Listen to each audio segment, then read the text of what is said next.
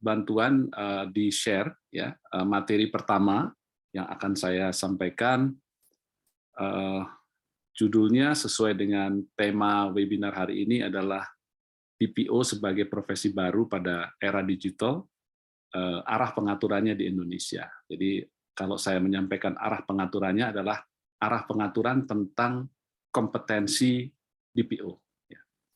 Sebagaimana Bapak dan Ibu sekalian ketahui, ya, kami di Asosiasi Profesional Privasi Data Indonesia sudah menyelenggarakan Certified Data Protection Officers Training, sudah 6 batch. Ya.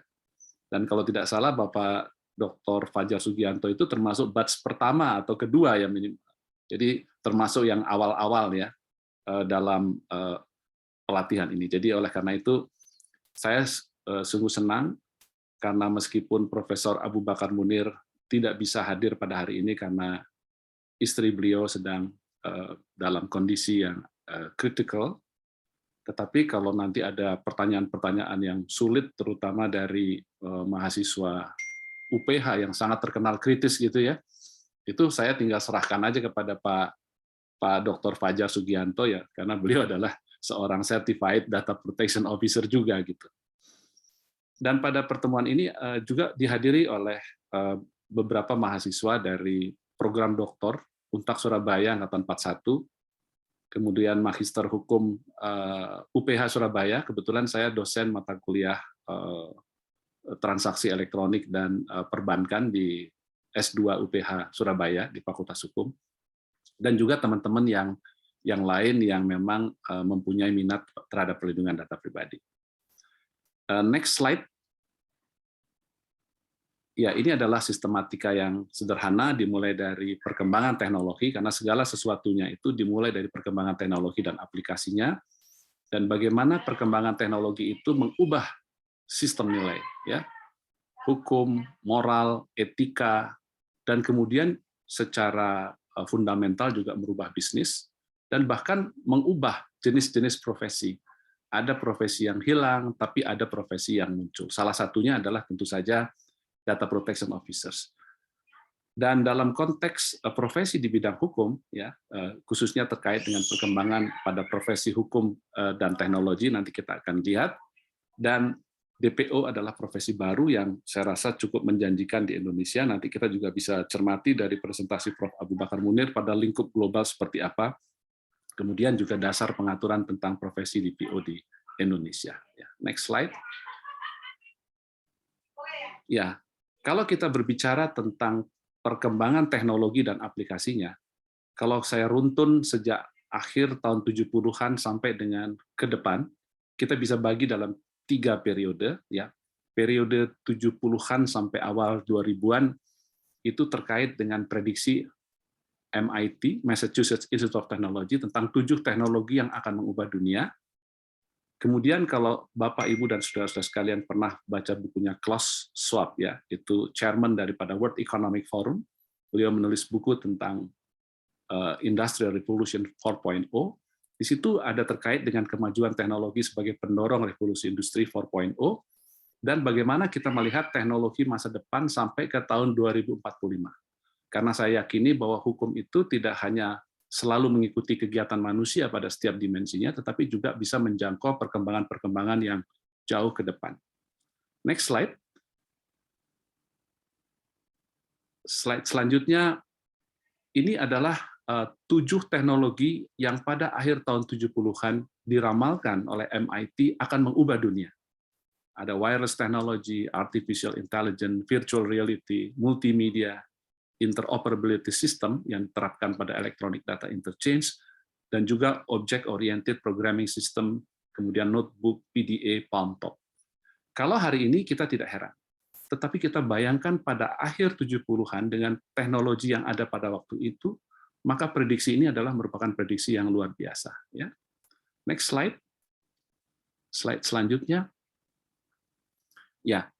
Kemudian perkembangan kemajuan teknologi sebagai pendorong revolusi industri, ini terkait dengan teknologi digital di satu sisi, kemudian teknologi fisika, dan juga teknologi biologi. Ya. Next slide. pada teknologi digital, kita lihat ada perkembangan artificial intelligence, Internet of Things, quantum computing, kemudian big data. Next slide. Kemudian pada teknologi fisika ada new materials, jadi ada materi-materi baru yang sangat ringan tetapi sangat kuat ya. Kemudian 3D printing, advanced robotic, autonomous vehicle, nanotechnology dan energy storage ya. Dalam konteks transisi energi dari energi berbasis fosil kepada non-fosil.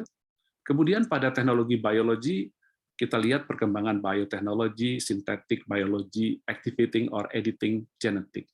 Sehingga pengintegrasian ya teknologi-teknologi tersebut itu diharapkan katanya bisa menciptakan semacam manusia setengah dewa. Ya. Misalnya dalam konteks pengembangan katakanlah organ-organ tubuh sintetik, ya itu semua dapat dilakukan dengan menggunakan berbagai teknologi tersebut.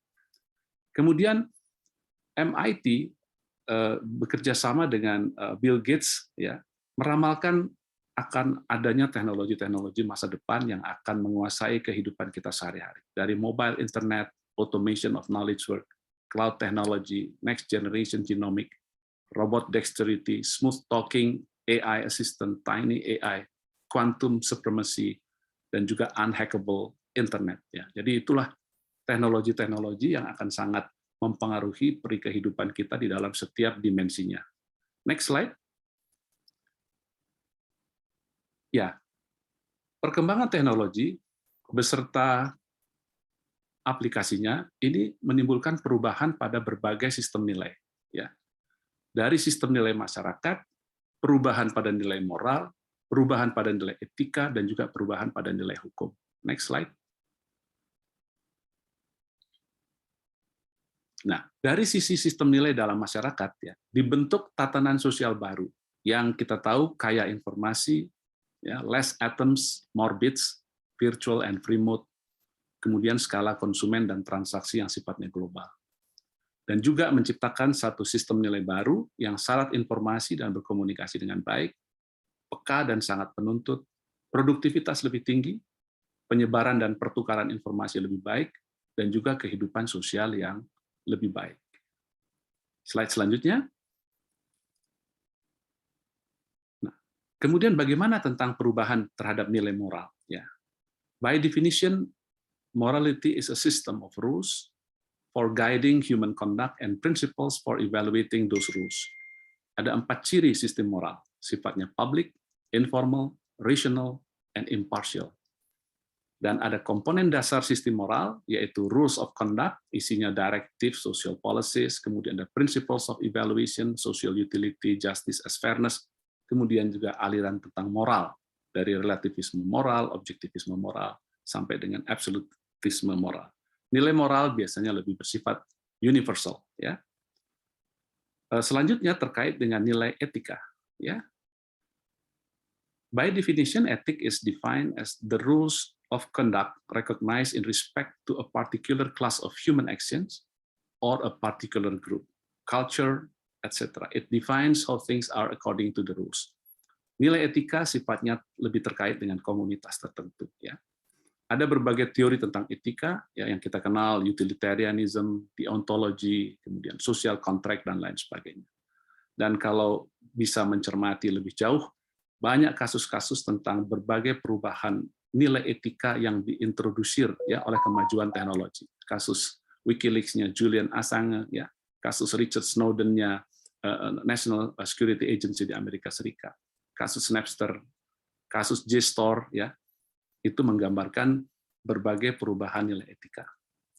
Kemudian bagaimana dengan perkembangan hukum? Ya, perkembangan teknologi, next slide. Perkembangan teknologi ini juga memberikan perubahan pada nilai-nilai hukum, ya, yang terkait dengan e-commerce, electronic transaction and contract, financial technology, e-banking sampai dengan digital banking, consumer protection, intellectual property rights protection, cyber security, dan cybercrime. Next slide. Nah, perkembangan teknologi menimbulkan perubahan pada sistem nilai. Perubahan sistem nilai menimbulkan perubahan pada bisnis, ya, yang memunculkan model-model bisnis baru, terjadinya disruption pada bisnis konvensional, reshaping produksi, konsumsi, dan delivery system termasuk transportasi, dan menimbulkan bentuk-bentuk pelaku usaha yang lebih banyak. Next slide. Munculnya model bisnis baru bisa kita cermati dengan berbagai contoh, ya, menggunakan teknologi sebagai enabler, berbasis sharing economy, dimulai dari skala kecil namun inovatif dan cepat menyesuaikan diri, kompetitif dan efisien, berbasis platform dan aplikasi, berbasis jaringan global, melibatkan berbagai pihak dan bersifat kolaboratif, dan data kini menjadi new oil, ya, dalam new economy. Kalau dulu oil yang menguasai dunia, sebelumnya siapa yang menguasai samudra menguasai dunia, kemudian siapa yang menguasai emas menguasai dunia, ya, sekarang siapa yang menguasai data, dia yang menguasai dunia.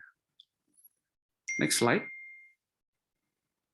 Ya, dan akibatnya ini menimbulkan disruption pada bisnis konvensional. Era kehadiran fisik, retail besar, dan skala besar sudah berakhir jika tidak adaptif dan inovatif. Kemudian kemampuan akumulasi bisnis, aset, dan keuntungan dari bisnis konvensional juga sudah tidak mampu bersaing dengan model bisnis baru yang meskipun kecil tapi inovatif dan menggunakan teknologi sebagai enabler. Next slide. Dan terjadi reshaping, ya, terhadap proses produksi, kemudian konsumsi, transportasi, dan delivery system, di mana skala produksi bersifat massal tetapi dilakukan secara terdesentralisasi, ya, thanks to kemajuan di bidang 3D, di bidang new materials, dan lain sebagainya. Kemudian ke depan konsumen yang lebih menentukan. Jadi semuanya harus menyesuaikan terhadap kebutuhan konsumen. Ya, konsumen dengan new consciousness misalnya. Kemudian transportasi yang menggunakan autonomous vehicle dan multimoda dengan drone dan lain sebagainya. Dan sistem logistik yang berbasis artificial intelligence. Jadi perubahan, ya. Next slide.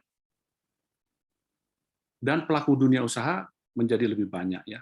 Banyak startup companies, apps company, lender, content provider, network provider, aggregator, security service provider, professional hacker, dan lain sebagainya. Jadi menimbulkan bentuk-bentuk pelaku-pelaku usaha baru. Ya. Next slide. Nah, dari situ ada perubahan pada profesi. Ya. Ada beberapa profesi yang hilang di satu sisi, tetapi juga ada beberapa profesi yang muncul. Ya. Next slide. Profesi-profesi yang bakal hilang, ya, yang diramalkan dari berbagai riset, misalnya bank teller, loan officer, cashier, telemarketing, travel agent, lecturer. Ini lecturer, ya. Ini kita juga nih Pak Dr.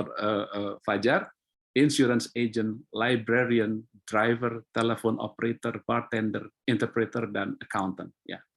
Tetapi pada sisi lain juga memunculkan profesi-profesi baru, ya. Misalnya data analyst and scientist, product designer, computer and mathematical expert, graphic designer, digital marketing and strategy, dan lain sebagainya. Big data specialist sampai dengan business development. Next slide.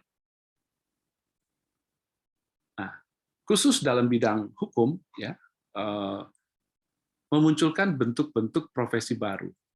Yang pertama adalah yang kita diskusikan hari ini, yaitu data protection officer. Ya, salah satu sexiest job katanya, ya, yang nanti pada presentasi Profesor Abu Bakar Munir bisa kita lihat bagaimana.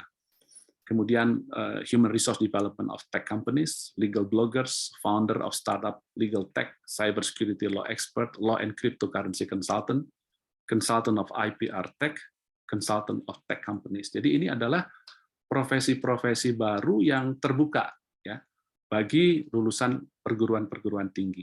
Ya.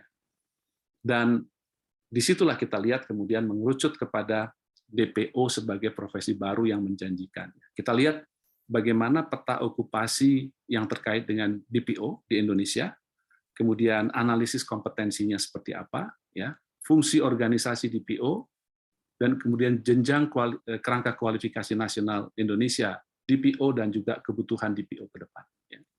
Next slide. Kalau kita lihat peta okupasi yang terkait dengan DPO, jadi ada DPO, Privacy Program Manager, Privacy Product Development, Privacy Auditor, Chief Privacy Officer, Data Protection Executive, Data Protection Authority, Privacy Counsel, Privacy Analyst, Director of Privacy. Ini semua sekitar privacy. Ya. Ini bidang-bidang yang juga menjadi perhatian dari Asosiasi Profesional Privasi Data Indonesia.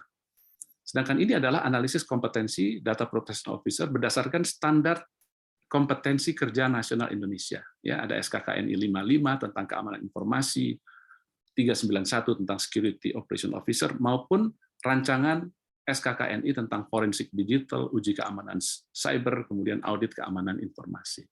Next slide.